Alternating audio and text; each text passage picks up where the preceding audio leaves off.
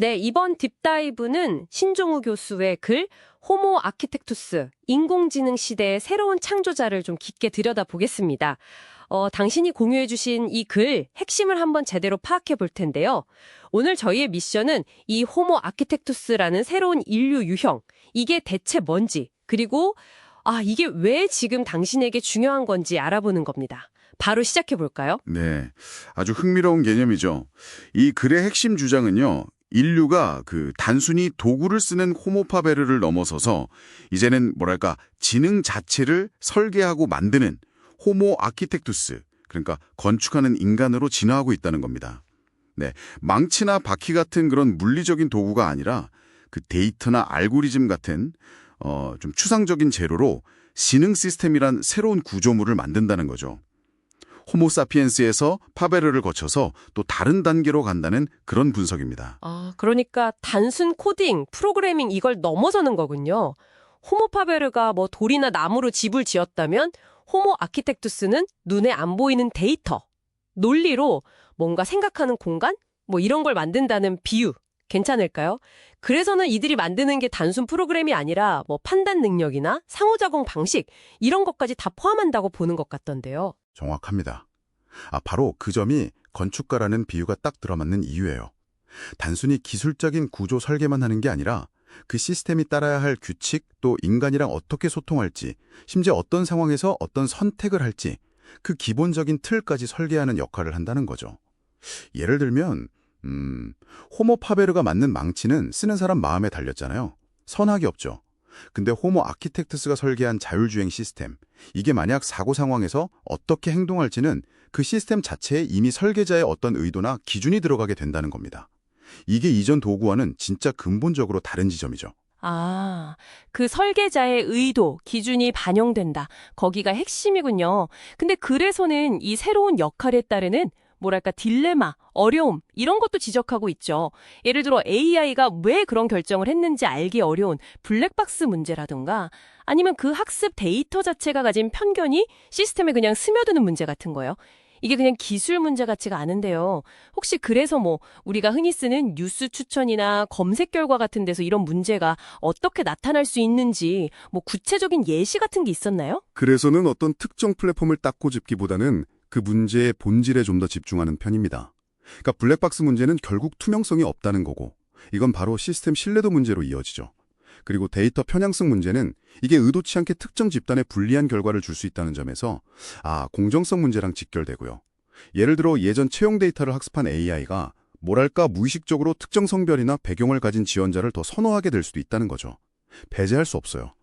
중요한 건 이 건축가들이 이런 잠재적인 문제까지 다 고려해서 시스템의 기초 설계를 해야 한다는 겁니다. 그러니까 책임의 범위가 기술 구현을 훨씬 넘어서는 거죠. 네. 책임의 범위가 훨씬 넓어진다. 그렇군요.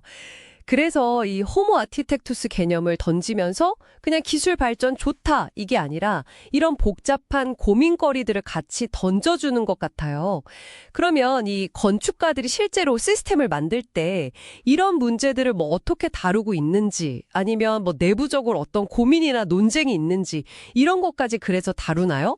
아니면 주로 개념 설명하고 문제 제기하는 데 좀 더 집중하고 있나요? 이 글에는 주로 호모 아키텍투스라는 개념 자체를 좀 정의하고 그 역할이 얼마나 중요하고 또 어떤 책임과 딜레마가 따르는지 이걸 좀 조명하는 데 초점을 맞추고 있습니다. 그래서 뭐 실제 개발 현장에서 구체적으로 어떻게 한다, 개발자들끼리 어떤 논쟁이 있다, 이런 세세한 부분보다는요, 이런 새로운 창조자 유형의 등장이 우리 사회나 개인에게 어떤 의미를 던지는가, 좀 더 거시적인 질문을 던지는 데 무게를 두는 편이죠. 결국 어떤 지능을 어떤 가치를 담아서 설계할 것인가, 이 근본적인 질문을 우리 모두에게 던지는 셈입니다. 그렇군요. 개념의 의미와 그 무게, 이걸 좀 생각하게 만드는 글이네요. 그럼 이제 가장 중요한 질문일 수 있겠는데요. 이 호모 아키텍투스 이야기가 뭐 기술 전문가가 아닌 지금 이 딥다이브를 듣고 계신 당신에게는 대체 왜 중요할까요? 그건 바로 기술을 직접 만들지는 않더라도 우리 모두가 이미 호모 아키텍투스가 설계한 시스템 안에서 살아가고 있기 때문입니다.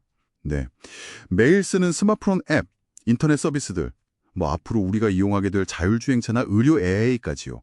이 모든 게 다 누군가의 설계 철학을 반영하고 있다는 거죠. 그렇기 때문에 이 글에서 제기하는 문제들, 뭐 투명성, 공정성, 책임의 문제, 이런 것들이 곧 우리가 살아가는 디지털 환경의 질과 직결됩니다. 어떤 기술이 우리 사회에 받아들여져야 하는지, 또 그 기술이 어떤 가치를 지향해야 하는지에 대해서 우리가 목소리를 내려면 일단 이 개념을 이해하는 게 중요하죠. 결국 우리 모두가 이 새로운 시대의 사용자이자 동시에 구성원이니까요. 결국 뭐 남의 얘기가 아니라 우리가 살아가는 환경 자체를 만드는 방식에 대한 얘기군요.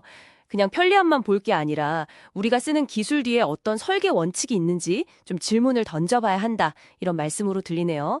자, 오늘 딥다이브 신종호 교수의 호모 아키텍투스 글을 통해서 새로운 인류 유형의 등장과 그 의미를 살펴봤습니다. 정리하자면 호모 아키텍투스는 단순 기술자를 넘어서 데이터와 알고리즘으로 미래 사회의 어떤 상호작용 방식, 가치 시스템의 토대를 설계하는 존재이고요. 그 과정에서 아주 깊은 고민과 책임감을 요구받는다. 이게 핵심이었던 것 같습니다. 그리고 정말 중요한 건 이런 시스템 설계에 대한 논의가 그냥 소수의 전문가에게만 맡겨져서는 안 된다는 점입니다. 네, 기술의 혜택은 우리가 누리되 그 기술이 가져올 수 있는 문제에 대해서는 사회 전체가 같이 고민하고 방향을 정해야 한다는 거죠. 맞습니다. 오늘 딥다이브는 여기서 마무리하도록 하죠. 마지막으로 당신에게 생각해볼 질문 하나 남기겠습니다. 만약 호모 아키텍터스가 우리 사회의 미래를 위한 설계도를 그리고 있다면 당신은 그 설계도에 어떤 가치와 원칙이 가장 중요하게 반영되기를 바라시나요? 그리고 그 바람을 현실로 만드는데 당신은 어떤 역할을 할 수 있을지 한 번쯤 고민해 보시면 어떨까요?